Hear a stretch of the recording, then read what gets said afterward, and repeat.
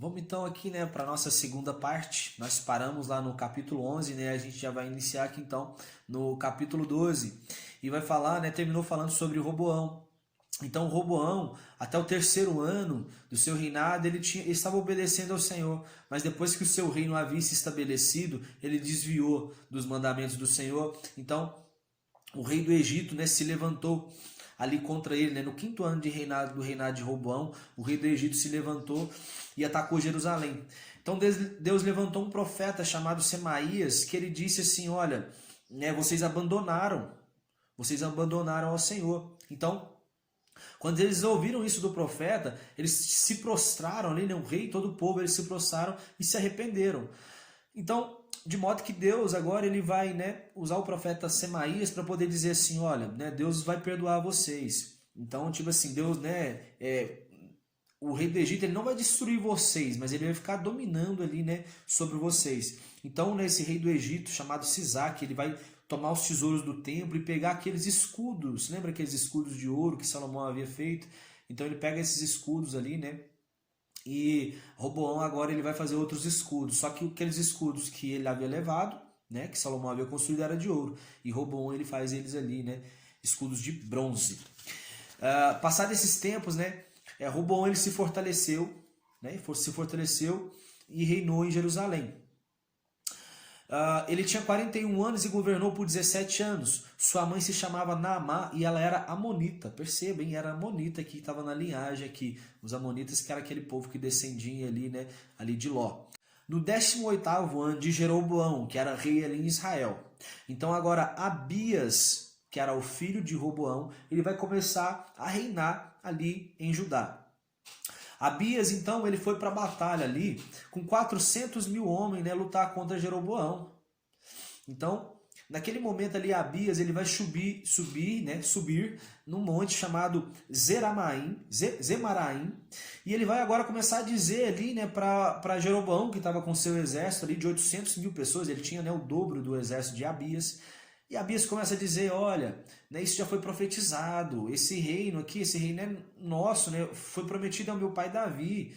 Tipo, não fica, né, querendo temar com Deus, não. Deus já estabeleceu a gente. Então, tipo, meio que se rende. Abias queria dizer isso. Só que enquanto Abias discursava, Jeroboão ele já tramava ali um ataque, né, por detrás do exército de Abias. Então, quando Abias percebeu isso, ele tinha ali alguns levitas, eles começaram a trocar as trombetas, e naquele momento ali ele começou a guerrear contra o exército de Jeroboão. E naquele dia, o exército de Abias, eles mataram ali 500 mil soldados de Jeroboão. E depois dessa derrota, Jeroboão ele não conseguiu mais se erguer. Então, depois disso, Deus, a Bíblia vai dizer, o Senhor feriu a Jeroboão e ele morreu. Abias, o filho de Roboão, ele teve 14 mulheres e gerou 22 filhos e 16 filhas. Então agora, o filho de Abias, que se chamava Asa, ele vai reinar em seu lugar.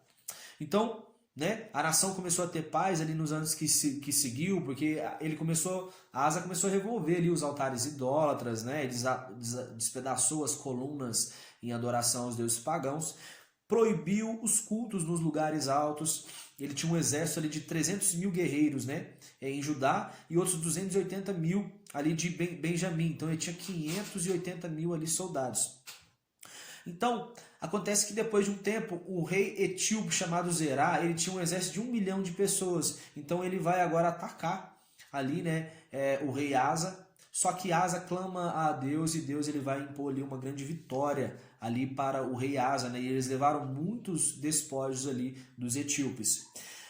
O Espírito de Deus ele vem então sobre um profeta chamado Azarias, o filho de Obed, e disse a Asa, né, e todo Judá e Benjamim que estava com ele ali, disse para que se eles buscassem o Senhor, eles encontrariam. Agora, se eles abandonassem o Senhor, então, né, o Senhor também os abandonaria.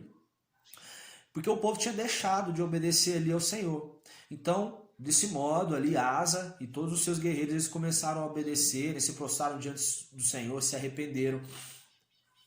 Naquele momento, naqueles tempos ali, o povo ele ficava muito afligido, porque do nada, assim, de repente, Nação vinha contra nação, cidade contra cidade, então o povo estava muito afligido. Eles estavam precisando muito de Deus, e por isso que esse profeta, chamado Azarias, né, vai advertir ali eles. Ponto. Então, depois disso, o rei Asa, depois de ouvir essa palavra do profeta, ele teve um novo ânimo.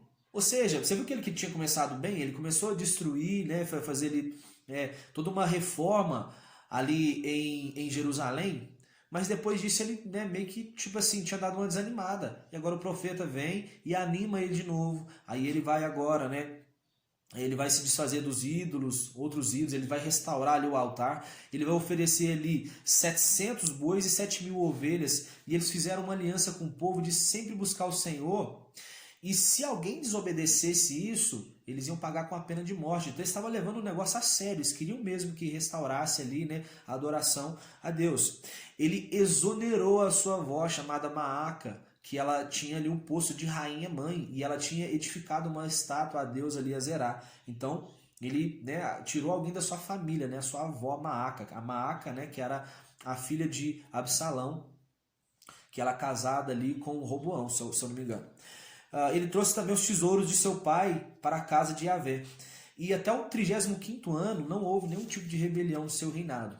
Já no 36º vai vir um rei chamado Baasa, que era rei ali em Israel.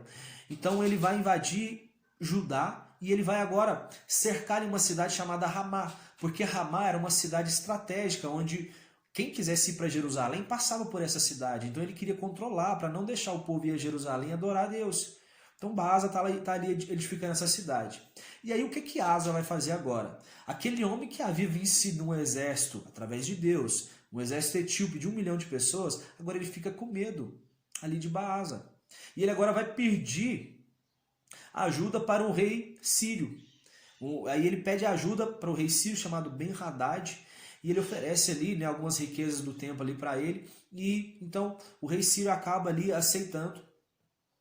O pai de Asa, né, ele havia feito também esse acordo ali com o rei sírio já, né, de tempos passados. Então parece que ele ainda pegou essa herança, mas era algo que Deus não agradava.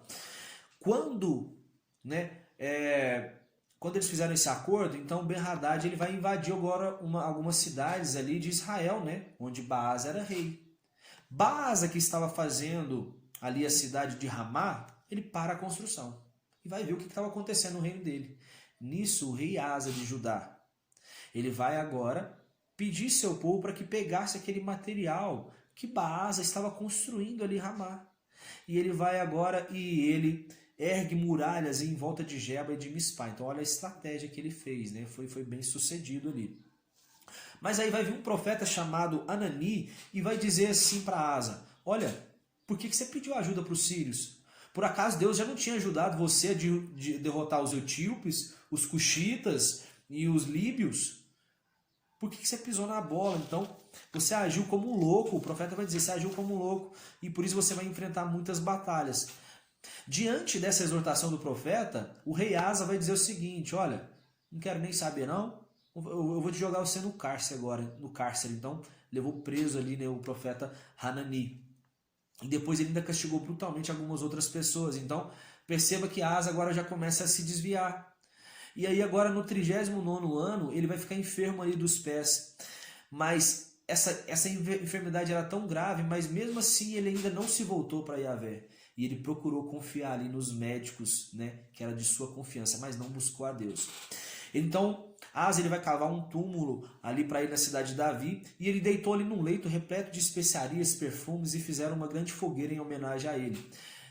Só como nota de esclarecimento, essas fogueiras aqui era comum eles fazerem, né, para os reis ali. Então, ainda que Asa, né, tivesse desviado no final do seu reinado, ele ainda foi um rei bom, né? A Bíblia diz que ele, tipo assim, havia feito o que Deus aprovava, mas no final da sua vida ele acabou ali, né, se corrompendo por não ouvir a voz do profeta. Asa, né, ele procurou então fazer, né, a Bíblia vai relatar isso, conforme seu pai havia feito, andou nos mandamentos do Senhor.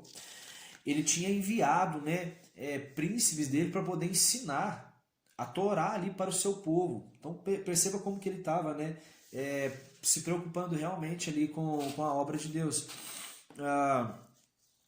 Os filisteus e árabes, eles também traziam ali, né, grandes tributos ali para ele, para o rei Asa. Então, um outro rei aqui de Israel, chamado Josafá, ele agora assume aqui o trono, e ele agora, né, vai se tornar ali parente de Acabe, o Acabe, que era marido ali, né, de Jezabel. Então, ele vai agora visitar ali Acabe. Acabe, ele vai preparar um banquete para Josafá e vai pedir para ele ir, né, junto com ele para Ramote Gileade, para eles lutarem contra eles. Então eles vão agora consulta, né? Toda a história a gente já falou isso, né, no livro de Reis, mas só para recapitular, veio 400 profetas ali, né, liderado por Ezequias, e profetizavam que eles podiam ir sim, né, lutar contra Ramote Gileade.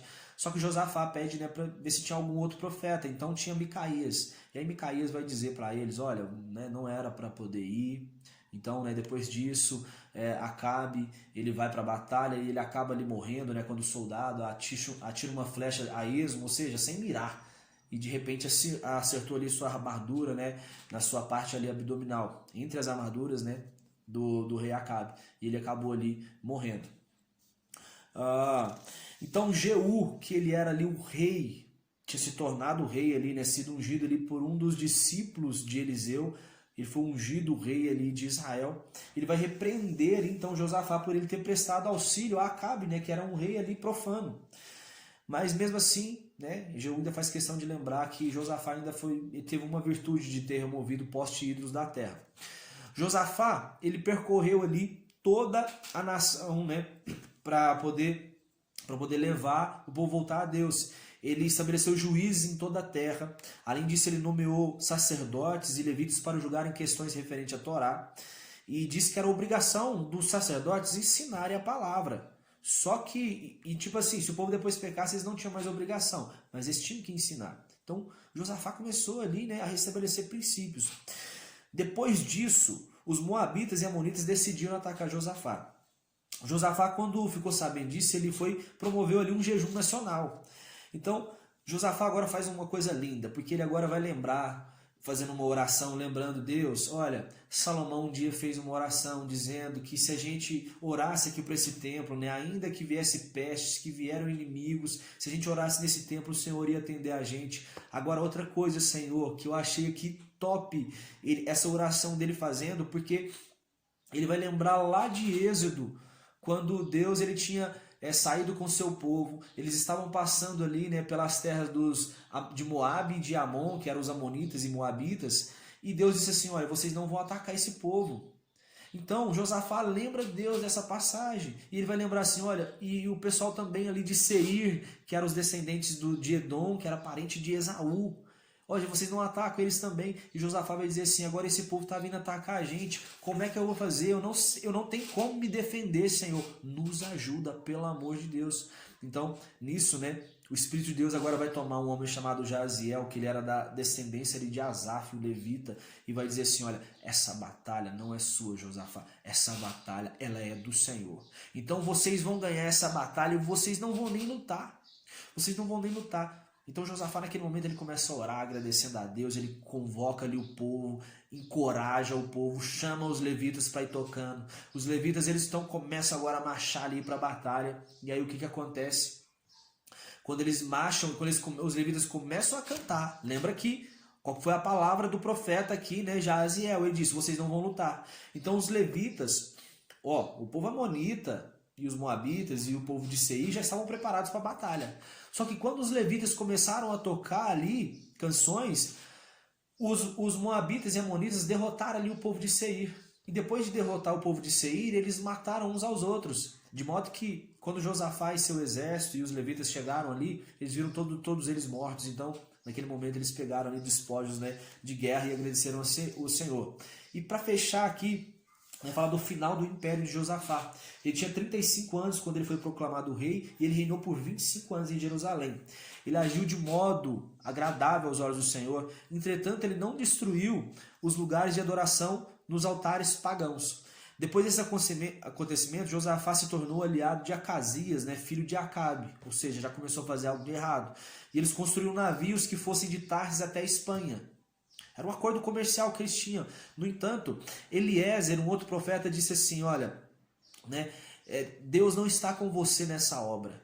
né? Não estar nessa aliança que você está fazendo aí com Acasias, o filho de Acabe. Então, acabou que essas embarcações ali, elas nunca chegaram no seu destino porque elas sempre naufragaram, porque se cumpriu a palavra aí do profeta sobre a vida dele. Então, né, nós finalizamos aqui essa segunda parte, e já já a gente volta aqui com mais. Fica comigo aí, valeu, tamo junto.